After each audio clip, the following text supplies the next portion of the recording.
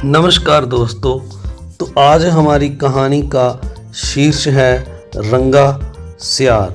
तो आइए शुरू करते हैं आज की हमारी कहानी रंगा सियार। एक बार की बात है, एक सियार जंगल में एक पुराने पेड़ के नीचे खड़ा था। पूरा पेड़ हवा के तेज झोंकों से गिर पड़ा। सियार उसकी चपेट में आ गया और बुरी तरह घायल हो गया। वह किसी तरह घिसटता अपनी मांद तक पहुंचा, यानी गुफा तक। कई दिनों बाद वह मांद से बाहर आया। उसे भूख लग रही थी, शरीर कमज़ोर हो गया था। तभी उसे एक खरगोश नज़र आया। उसे दबोचने के लिए वह झपटा। सियार कुछ देर भाग कर हाँफने लगा। उसके शरीर में जान ही कहाँ रह गई थी। फिर उसने एक बटेर का पीछा करने की कोशिश की। यहाँ भी वह असफल रहा। हिरण का पीछा करने की तो उसकी हिम्मत भी ना हुई। वह खड़ा सोचने लगा। शिकार वह कर नहीं पा रहा था। भूखे मरने की नौबत आई ही समझो, क्या किया जाए। वह इधर उधर घूमने लगा, पर कहीं कोई मरा जानवर नहीं मिला। घूमता घूमता वह एक बस्ती में आ गया। उसने सोचा शायद कोई मुर्गी या उसका बच्चा हाथ लग जाए। सो वह इधर उधर गलियों में घूमने लगा। तभी कुत्ते भौं भौं करते उसके पीछे पड़ गए। सियार को जान बचाने के लिए भागना पड़ा। गलियों में घुसकर उनको छकाने की कोशिश करने लगा, पर कुत्ते तो कस्बे की गली गली से परिचित थे। सियार के पीछे पड़े कुत्तों की टोली बढ़ती जा रही थी और सियार के कमज़ोर शरीर का बल समाप्त होता जा रहा था। सियार भागता हुआ रंगरेजों की बस्ती में आ पहुंचा। वहां उसे एक घर के सामने एक बड़ा ड्रम नजर आया। वह जान बचाने के लिए उसी ड्रम में कूद पड़ा। ड्रम में रंगरेज ने कपड़े रंगने के लिए रंग घोल रखा था। कुत्तों का टोला भौंकता चला गया। सियार सांस रोककर रंग में डूबा रहा।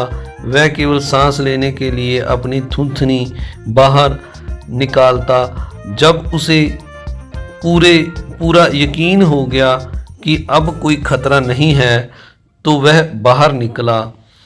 वह रंग में भीग चुका था। जंगल में पहुंचकर उसने देखा कि उसके शरीर का सारा रंग हरा हो गया है।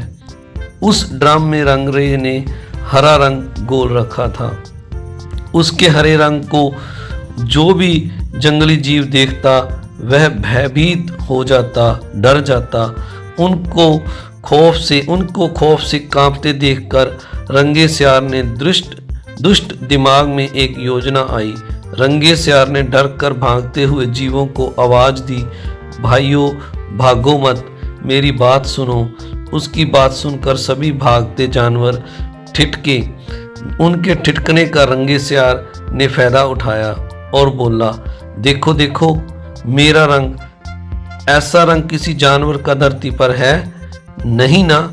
मतलब समझो, भगवान ने मुझे यह खास रंग देकर तुम्हारे पास भेजा है। तुम सब जानवरों को बुला लाओ तो मैं भगवान का संदेश सुनाऊं। उसकी बातों का सब पर गहरा प्रभाव पड़ा। वे जाकर जंगल के दूसरे सभी जानवरों को बुलाकर लाए। जब सब आ गए तो रंगा सियार एक ऊंचे पत्थर पर चढ़कर बोला, वन्य प्राणियों, प्रजापति ब्रह्मा ने मुझे खुद अपने हाथों से इस अलौकिक रंग का प्राणी बनाकर कहा कि संसार में जानवरों का कोई शासक नहीं है।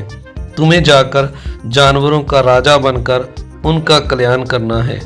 तुम्हारा सम्राट ककुदुम होगा। तीनों लोगों के वन्य जीव तुम्हारी प्रजा होंगी। अब तुम लोग अनाथ नहीं रहे। मेरी छत्र छाया में निर्भय होकर रहो। सभी जानवर वैसे ही सियार के अजीब रंग से चकराए हुए थे। उसकी बातों ने तो जादू का काम किया। शेर, भाग, चीते भी ऊपर की सांस ऊपर और नीचे की सांस नीचे रह गई। उसकी बात काटने की किसी में हिम्मत ना हुई। देखते ही देखते सारे जानवर उसके चरणों में लौटने लगे और एक स्वर में बोले, हे ब्रह्मा के दूत, प्राणियों में श्रेष्ठ ककुदुम, हम आपको अपना सम्राट स्वीकार करते हैं। भगवान की इच्छा का पालन करके हमें बड़ी प्रसन्नता होगी। एक बूढ़े हाथी ने कहा, हे सम्राट, अब हमें बताइए कि हमारा क्या कर्तव्य है।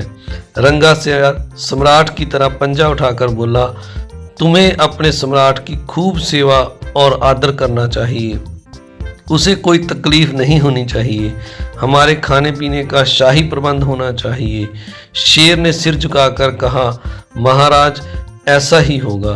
आपकी सेवा करके हम जीवन धन्य हो जाएगा। बस सम्राट कुकुदुम बने रंगे सियार के शाही ठाठ हो गए। वह राजसी शान से रहने लगा। कई लोमड़ियां उसकी सेवा में लगी रहती। बालू पंखा झुलाता। सियार जिस जीव का मांस खाने की इच्छा जाहिर करता, उसकी बलि दी जाती। जब सियार घूमने निकलता तो हाथी आगे आगे सूंड उठाकर बिगल की तरह चिंगारता चलता। दो शेर उसके दोनों ओर कमांडो बॉडीगार्ड की तरह होते। रोज कुकुदुम का दरबार भी लगता। रंगे सियार ने एक चालाकी यह कर दी थी कि सम्राट बनते ही सियारों को शाही आदेश जारी कर उसे जंगल से भगा दिया। उसे अपनी जाति के जीवों द्वारा पहचान लिए जाने का खतरा था। एक दिन सम्राट कुकुदुम खूब खा पी कर अपनी शाही मान में आराम कर रहा था कि बाहर उजाला देखकर उठा। बाहर आया तो चांदनी रात खिली थी। पास के जंगल में सियारों की टोलियां हूं हूं का शोर की बोली बोल रही थी। उस आवाज को सुनते ही कुकुदुम अपना आपा खो बैठा। उसके अंदर जन्मजात स्वभाव ने जोर मारा और वह भी मुंह चांद की ओर उठाकर और सियारों के स्वर में मिलाकर हूं हूं करने लगा। शेर और बाघ ने उसे हूं हूं करते देख लिया। वो चौंके। बाघ बोला, अरे यह तो सियार है, हमें धोखा देकर सम्राट बना रहा है, मारो नीच को। शेर और बाघ उसकी ओर लपके और देखते ही देखते उसका तियां पांचा कर डाला। सीख, नकलीपन की पोल देर या सवेर जरूर खुलती है। यह कहानी आपके लिए संपूर्ण पंचतंत्र की कहानियों में से ली गई है। वीडियो पसंद आए तो आपने इसको लाइक करना है, शेयर करना है और मेरे चैनल को सब्सक्राइब भी जरूर करना है। आप सभी का एक बार फिर से इस वीडियो को देखने के लिए बहुत बहुत धन्यवाद। Thank you very much.